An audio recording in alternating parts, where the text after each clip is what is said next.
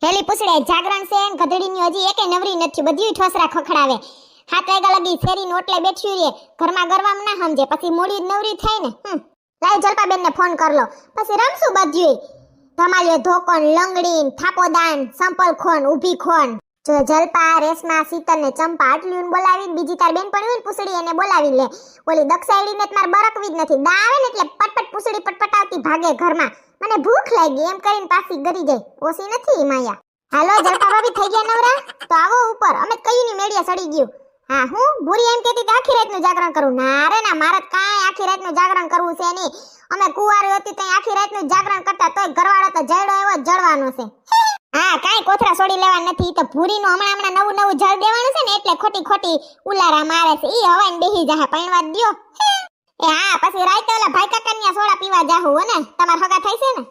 જલપાબેન ના હગા થાય છે ને, તો હાંજે મફતમાં સોડા ટાહોડી આવશું.